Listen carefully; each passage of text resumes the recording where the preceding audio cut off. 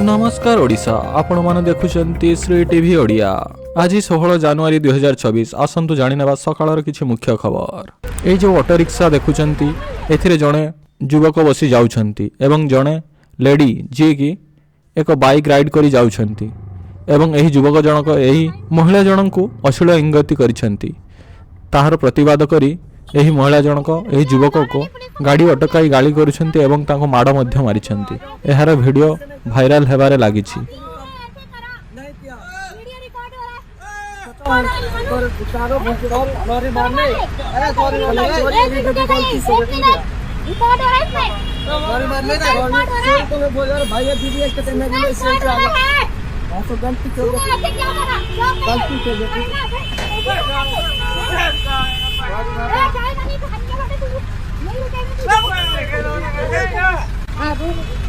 जब माथा खराब जो गलती से बोल रहा हो गया तो गलती से होता है। हाँ तो क्या रुकेगा यहीं पे। हाँ रुकेगा मैं कब से। परवर्ती खबर स्वाभाविक हेला प्रभु लिंगराजंक नीतिकांति। सकाळ मंगल आळती पर हेला धाड़ी दर्शन। गतकाली मकर संक्रांति उपासरे रहिथिले प्रभु श्री लिंगराज। बंद रहिथिला प्रभु लिंगराजंक नीतिकांति। प्रभु लिंगराजंक नीतिकांति बंद घटना ब्राह्मण निजोग को दश देला देवोत्तर विभाग। गत 24 वर्ष जाए क्षीर आउटा नीति करि आसुथिला ब्राह्मण निजोग। 2025 रे विरोध कला बडू निजोग, जार प्रभाव पड़ा 2026 रे बोली कहिसेंती ब्राह्मण निजोग संपादक बिरंची नारायण पति। तेबे सेवा अधिकार पाई बडू और ब्राह्मण निजोग मध्य विवाद लागिला, हेले मध्यस्थी होई समाधान पाई केही नाहंती। राताराती चिठी कले हेबनी, जी नीति जानिछि ताकू दायित्व देले समाधान हेबो। लिंगराजंक उपवास रहिबा पाई दायी हेउछंती देवोत्तर विभाग बोली कहिछि ब्राह्मण निजोग। जे पर्यंत प्रभु लिंगराजंक स्वतंत्र आईन न आसीछि से पर्यंत एभली समस्या लागी रहिथियो बोली कहिछि ब्राह्मण निजोग संपादक। परवर्ती खबर माइनस को खसिलाणी पुणी बरफ पड़िबो, छाड़ुनी शीत। 2 दिन पाई पारद सामान्य ऊपर को उठिथिले मध्य पुणी खसिछि। जाड़ माड़े सारा राज्य एवं अस्तव्यस्त। सकाळु कंबल भितरु बाहर को बाहरी हेउनी कि संध्या हेले खला आकाश तले बुली हेउनी। एमिति थंडा लेउटिछि जे न कहिबा भलो। हेले एहारी भितर आउ एक बड़ खबर हैला, पुणी माइनस को खसिछि शिमिलपाल तापमात्रा। असह्य शीतरे थरुचंती अंचलवासी। समग्र मयूरभंज जिला दिन तमाम उत्तर पवन प्रभावित हेउथिबारु हाड़भंगा शीत अनुभूत होउछि। लोके दिन राति शीत वस्त्र पिंधिबा सह घोड़ाई होई रहुछंती। खाली सेतिकि नुहे, सकाळु एवं संध्यारे मध्य निया एमानक पई साहा भरसा पालटिछि। परवर्ती खबर 22 लाख ठकेई करी बंधा हेले नकली डाक्तर। मैट्रिमोनी रे फेक डाक्तर प्रोफाइल करी युवती को ठकी जड़े नकली डाक्तर गिरफ होइछंती। सान बाहिस विवाहर प्रलोभन देखाई मिथ्या प्रतिश्रुति दे 22 लाख टंका ठकी नैथिबा तांको नारे अभियोग होइछि। एपरिक विभिन्न बैंक विभिन्न पॉलिसी नारे भी उक्त व्यक्ति जनक ठकेई करिसंती। शेषरे अभियुक्त को गिरफ करी कोर्ट चालाण करिछि पहाड़ थाना पुलिस। एने अधिक तदंत जारी रहिछि। सूचनायोग्य जे 2021 मसीह मैट्रिमोनी साइट रे अभियुक्त जनक निजको डाक्तर प्रकाश प्रधान बोली परिचय दे अभियोगकारिणी युवती सह जोगाजोग करथिले। अभियुक्त जनक निज सान भाई तुषार प्रधान सह बाहागर पई युवती को प्रस्ताव देथिले। एमिति कि युवती परिवार लोकंक सह जोगाजोग भी करथिले। एहा सह तांको सान भाई Tushar Raigarh state bank of India deputy manager थिबा अभियोगकारिणी परिवार लोकंकु जणाइथिले। बैंक रे विभिन्न पॉलिसी कराइबा ना रे अभियुक्त नकली डाक्तर युवती बापांक ठारू 22 लाख टंका नै जाइथिले।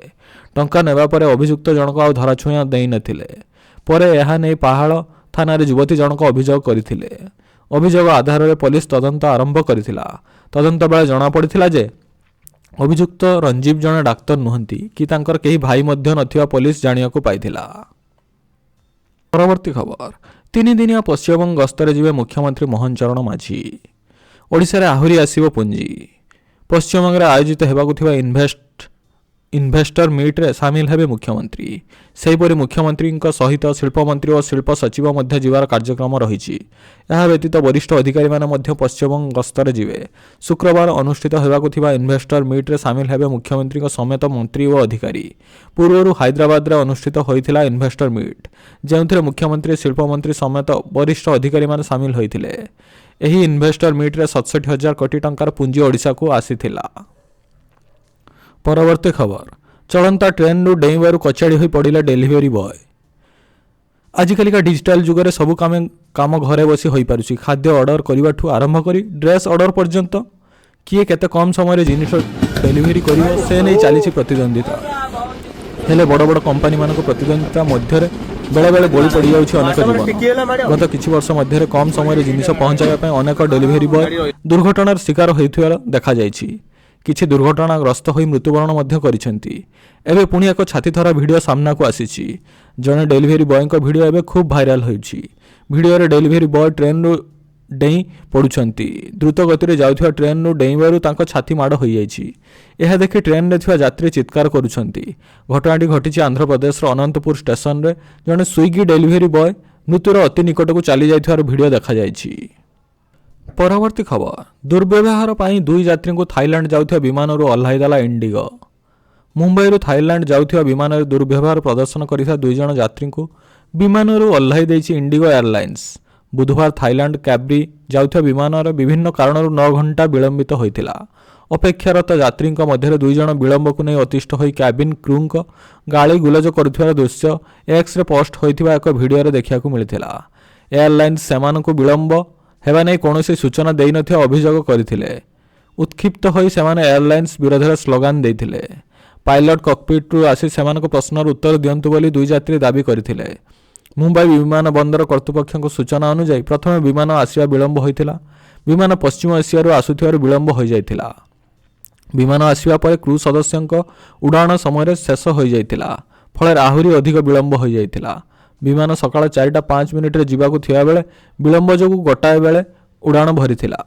ଇଣ୍ଡିଗୋ ଏୟାରଲାଇନ୍ସଙ୍କ ପକ୍ଷରୁ ବିଳମ୍ବର ଅନେକ କାରଣ ଦର୍ଶାଇ ଯାଇଥିବା ବେଳେ ଦୁର୍ବ୍ୟବହାର ପ୍ରଦର୍ଶନ କରିଥିବା ଯାତ୍ରୀଙ୍କୁ ଓହ୍ଲାଇ ଦିଆଯିବା ସହିତ ସୁରକ୍ଷା ସଂସ୍ଥାର ହସ୍ତାନ୍ତର କରାଯାଇଥିବା ଏୟାରଲାଇନ୍ସ ପକ୍ଷରୁ କୁହାଯାଇଛି। ପରବର୍ତ୍ତୀ ଖବର, ମାଟିରେ ମିଶିଯିବ ବ୍ୟାସକବିଙ୍କ ସ୍ମୃତି ସଦନ। ପାଠାଗାରର ମାନ୍ୟତା ବହନ କରିଥିବା ବ୍ୟାସକବି ଫକୀରମୋହନ ସେନାପତିଙ୍କ ସ୍ମୃତି ସଦନର ଅଧା ଅଂଶ ସମ୍ପ୍ରତି ମାଟିରେ ମିଶିଯାଇଛି। ଅନ୍ୟ କିଛି ଅଂଶ ଏବେ ଜରାଜୀର୍ଣ୍ଣ ଅବସ୍ଥାରେ ରହିଛି। ଢେଙ୍କାନାଳ ସହରରେ ଗଣେଶ ବଜାର ସ୍ଥିତ ମୁଖ୍ୟ ଡାକ କାର୍ଯ୍ୟାଳୟରେ ଅବସ୍ଥିତ ଏହି ସ୍ମୃତି ସଦନର ଅଧା ଅଂଶର ଚାଲିଥିବା ଜିଲ୍ଲା ପାଠାଗାର ମଧ୍ୟ ବିପଜ୍ଜନକ ଅବସ୍ଥାରେ ରହିଛି। ଏହାର ରକ୍ଷଣାବେକ୍ଷଣ ଲାଗି ପ୍ରଶାସନର ଆନ୍ତରିକତା ନଥିବା ଅଭିଯୋଗ ହେବା ସହ ସାଧାରଣରେ ଅସନ୍ତୋଷ ପ୍ରକାଶ ପାଇଛି। ଫକୀରମୋହନଙ୍କ ଜୟନ୍ତୀରେ ତାଙ୍କ ସ୍ମୃତିକୁ ଉଜ୍ଜୀବିତ ରଖିବା ଲାଗି ସାହିତ୍ୟିକ ମହଲରେ ଦାବି ହୋଇଛି। ଇଂରାଜୀ ଚଳିବନି, ଓଡ଼ିଶାରେ ଓଡ଼ିଆରେ ହେବ ସବୁ ସରକାରୀ କାର୍ଯ୍ୟ। ସରକାରୀ କାର୍ଯ୍ୟାଳୟରେ ଓଡ଼ିଆ ହେବ ବାଧ୍ୟତାମୂଳକ।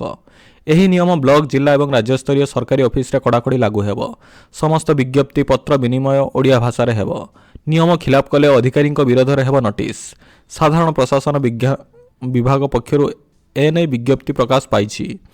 ଯେଉଁ ଅଧିକାରୀ ଏହାର ଖିଲାପ କରିବେ ତାଙ୍କୁ ଏହି ବିଷୟରେ ତାଗିଦ କରାଯିବ ଓ ଆବଶ୍ୟକ ହେଲେ କାରଣ ଦର୍ଶାଅ ନୋଟିସ୍ ଜାରି କରାଯିବ। ସମସ୍ତ ବିଭାଗ, ବିଭାଗୀୟ ମୁଖ୍ୟ ଦପ୍ତର, ଜିଲ୍ଲାପାଳଙ୍କ କାର୍ଯ୍ୟାଳୟ, ସମସ୍ତ ଅଧସ୍ତନ କାର୍ଯ୍ୟାଳୟ, ସରକାରଙ୍କ ଦ୍ୱାରା ପରିଚାଳିତ ସମସ୍ତ ଅନୁଷ୍ଠାନ ଯେପରିକି ବିଭିନ୍ନ ନିଗମ, ପୌର ସଂସ୍ଥା ଓ ସ୍ୱୟଂଚାଳିତ ସଂସ୍ଥା ଇତ୍ୟାଦି ଏହି ନିର୍ଦ୍ଦେଶକୁ ପାଳନ କରିବେ। ପରବର୍ତ୍ତୀ ଖବର, ସୁଭଦ୍ରା ଯୋଜନାକୁ ନେଇ ବଡ଼ ଅପଡେଟ୍। 18 ତାରିଖ ସୁଦ୍ଧା ମହିଳାଙ୍କ ଖାତାକୁ ଯିବ 10,000 ଟଙ୍କା। ଉପକୃତ ହେବେ ନୂଆ ସୁଭଦ୍ରା ହିତାଧିକାରୀ। ଏନେଇ ସୂଚନା ଦେଇଛନ୍ତି ଉପମୁଖ୍ୟମନ୍ତ୍ରୀ ପ୍ରଭାତୀ ପରିଡ଼ା। ତେବେ ଅଭିଯୋଗ ଶୁଣାଣି ପରେ 24,018 ଜଣ ନୂଆ ହିତାଧିକାରୀଙ୍କୁ ସୁଭଦ୍ରାରେ ସାମିଲ କରାଯାଇଛି। ଉପମୁଖ୍ୟମନ୍ତ୍ରୀ କହିଛନ୍ତି ଏଯାବତ୍ ସୁଭଦ୍ରା ଯୋଜନାରେ ମୋଟ 4,57,681 ଜଣ ମହିଳା ସାମିଲ ହୋଇସାରିଛନ୍ତି। ତାଙ୍କ ଭିତରୁ ନୂଆକରି 1,78,398 ଜଣ ମହିଳାଙ୍କୁ ସାମିଲ କରାଯାଇଛି। ପ୍ରଥମ ଏବଂ ଦ୍ୱିତୀୟ କିସ୍ତିରୁ ବାଦ ପଡ଼ିଥିବା 2,55,265 ଜଣଙ୍କୁ ଏଥର ସୁଭଦ୍ରା ଯୋଜନାରେ ସାମିଲ କରାଯାଇଛି। ସେମାନେ ଏଥର ଏକାବେଳେ 2ଟି କିସ୍ତିର ଟଙ୍କା ପାଇବେ। ରାଜ୍ୟର ବିକାଶ ପାଇଁ ସରକାରଙ୍କ ଦ୍ୱାରା ଲାଗୁ ହୋଇଥିବା ବିକାଶମୁଖୀ ଯୋଜନା ମଧ୍ୟରୁ ସୁଭଦ୍ରା ଯୋଜନା ଗୋଟିଏ। ଏହି ଯୋଜନାରେ ପ୍ରତିବର୍ଷ 10,000 ଲେଖାଏଁ ସହାୟତା ଦେବାକୁ ମୁଖ୍ୟମନ୍ତ୍ରୀ ପ୍ରତିଶ୍ରୁତି ଦେଇ ଆସିଛନ୍ତି। ବର୍ତ୍ତମାନ ସୁଦ୍ଧା 3ଟି କିସ୍ତି ପ୍ରଦାନ କରିଛନ୍ତି ରାଜ୍ୟ ସରକାର, କିନ୍ତୁ କୌଣସି ନା କୌଣସି କାରଣ ପାଇଁ ପ୍ରତି କିସ୍ତିରେ କିଛି ମହିଳା ବଞ୍ଚିତ ହୋଇଛନ୍ତି। ପରବର୍ତ୍ତୀ ଖବର, ଖାଲି ପଡ଼ିଥିବା ପଦବୀର ତଥ୍ୟ ମାଗିଲା ଗୃହ ବିଭାଗ। ବାରମ୍ବାର ନିର୍ଦ୍ଦେଶ ପରେ ବି ଖାଲି ପଦବୀର ତଥ୍ୟ ଦେଉନାହାନ୍ତି। ଏହାକୁ ନେଇ ଚିଠି ଲେଖିଛନ୍ତି ଗୃହ ବିଭାଗ ସ୍ୱତନ୍ତ୍ର ସଚିବ। ପୋଲିସ ଡିଜି, ଅଗ୍ନିଶମ ଡିଜି, ଜେଲ୍ ଡିଜିଙ୍କୁ ଚିଠି ଲେଖିଛନ୍ତି। ହାଇକୋର୍ଟ ରେଜିଷ୍ଟ୍ରାର ଓ ଜୁଡ଼ିସିଆଲ ଏକାଡେମୀକୁ ବି ଗୃହ ବିଭାଗ ଚିଠି ଲେଖିଛି। 15 ତାରିଖରେ ଥିବା ସଚିବ ସ୍ତରୀୟ ବୈଠକକୁ ପୂର୍ବରୁ ତଥ୍ୟ ଦେବାକୁ ଗୃହ ବିଭାଗ ନିର୍ଦ୍ଦେଶ ଦେଇଛି। ପରବର୍ତ୍ତୀ ଖବର, ବୁର୍ଖା ପିନ୍ଧି କିଣିପାରିବେନି ଗହଣା। ସୁନା ଦୋକାନରେ ପ୍ରବେଶ ଉପରେ ପ୍ରତିବନ୍ଧକ। ଛତିଶଗଡ଼ରେ ବୁର୍ଖା କିମ୍ବା ନିକାବ୍ ପିନ୍ଧି ସୁନା ଦୋକାନରେ ପ୍ରବେଶ ସମ୍ପୂର୍ଣ୍ଣ ନିଷେଧ କରାଯାଇଛି। ଛତିଶଗଡ଼ ବୁର୍ଖା ଆସୋସିଏସନର ଏକ ଜରୁରୀକାଳୀନ ବୈଠକରେ ଏହି ନିଷ୍ପତ୍ତି ନିଆଯାଇଛି, ଯେଉଁଠାରେ ଚୋରି ସଂଖ୍ୟାରେ କ୍ରମାଗତ ଭାବରେ ବୃଦ୍ଧି ପାଉଛି ବୋଲି ଆଲୋଚନାରେ ପ୍ରକାଶ କରାଯାଇଥିଲା। ସଂଘର ରାଜ୍ୟ ସଭାପତି କମଲ ସନି କହିଛନ୍ତି ଯେ ବୁର୍ଖା ଏବଂ ନିକାବ ଆଡ଼େଇ ଚୋରି ବୃଦ୍ଧି ପାଉଛି, ଯାହା ଦୋକାନୀମାନଙ୍କୁ ପ୍ରଚୁର କ୍ଷତି ସହାଉଛି। ପରବର୍ତ୍ତୀ ଖବର, ମିଲର୍ସଙ୍କ ମନମାନି ପାଇଁ ଚାଷୀ ଖର୍ଚ୍ଚରେ ଯାଉଛି ଧାନ। ମଣ୍ଡି ପରିଦର୍ଶନ କଲେ ସମବାୟ ଉପ ନିବନ୍ଧକ। କୋରାପୁଟ ଜିଲ୍ଲା କୁନ୍ଦୁରା ବ୍ଲକ ଅଧୀନରେ ଚାଲିଥିବା ଖରିଫ ମଣ୍ଡି ପ୍ରଦର୍ଶନ କରିଛନ୍ତି DRCS। ଚଳିତ ଖରିଫ ଋତୁରେ ଦେଖିବାକୁ ମିଳିଛି ଅଜବ ସମସ୍ୟା। ଚାଷୀଙ୍କ ଧାନ ନେବାକୁ ଗାଡ଼ି ପଠାଉନାହାନ୍ତି ମିଲର୍ସ। ଚାଷୀ ନିଜ ହାତରୁ ଗାଡ଼ି ଖର୍ଚ୍ଚ ବହନ କରି ଧାନ ପଠାଉଥିବା ବେଳେ ମିଲର୍ସଙ୍କ ଏଭଳି ଦାଦାଗିରି ପାଇଁ ସମସ୍ୟା ଭୋଗୁଛନ୍ତି ଚାଷୀ। ସରକାରୀ ନିୟମ ଅନୁଯାୟୀ ଚାଷୀ ରଖିଥିବା ଧାନକୁ ମିଲ୍କୁ ନେବା ନିମନ୍ତେ ମିଲର୍ସ ଗାଡ଼ି ପଠାଇବା ନିୟମ ରହିଥିବା ବେଳେ ଚଳିତ ବର୍ଷ କୁନ୍ଦୁରା ବ୍ଲକ ଅଧୀନରେ ଅଧିକାଂଶ ଚାଷୀ ନିଜେ ଗାଡ଼ି ଭଡ଼ା ଦେଉଥିବାର ସମସ୍ତଙ୍କୁ ଚକିତ କରିଛି। ଏହି ଖବର ଯୋଗାଣ ବିଭାଗ, ଜିଲ୍ଲା ପ୍ରଶାସନ ଏବଂ କ୍ରୟକାରୀ ସଂସ୍ଥା ନିକଟରେ ମିଲର୍ସକୁ ଏଭଳି ଶୋଷଣ ନୀତି ଏବଂ ଦାଦାଗିରି ଖବର ରହିଥିବା ସତ୍ତ୍ୱେ ମଧ୍ୟ କୌଣସି ପଦକ୍ଷେପ ନିଆଯାଉନଥିବା ଚାଷୀଙ୍କୁ ପ୍ରତି ଏକ କୁଠାରଘାତ ସଦୃଶ। ପରବର୍ତ୍ତୀ ଖବର, ଧାର ଟଙ୍କା ଶୁଝିବାକୁ ନବଜାତ କନ୍ୟାକୁ ବିକ୍ରି। ଆର୍ଥିକ ଅନାଟନ, ସ୍ୱାମୀଙ୍କ କରଜ, ଶେଷରେ ଧାର ଟଙ୍କା ବିକ୍ରି ପାଇଁ ନବଜାତକ ଶିଶୁକୁ ବିକ୍ରି। ସମ୍ପର୍କୀୟଙ୍କ ହାତକୁ ନବଜାତକ ଝିଅକୁ ଟେକିଦେଲେ ପରିବାର ଲୋକ।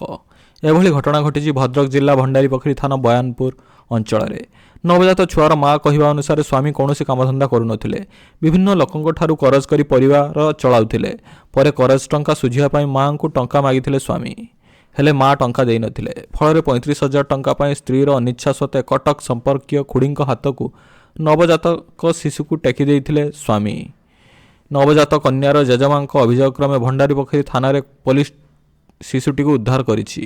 ଉଦ୍ଧାର ଶିଶୁ କନ୍ୟାର ସ୍ୱାସ୍ଥ୍ୟ ପରୀକ୍ଷା ପରେ CWCକୁ ହସ୍ତାନ୍ତର କରିବ ପୋଲିସ। ତେବେ ଏନେଇ ମହିଳାଙ୍କ ସ୍ୱାମୀଙ୍କ ପ୍ରତିକ୍ରିୟା ମିଳିପାରି ନାହିଁ।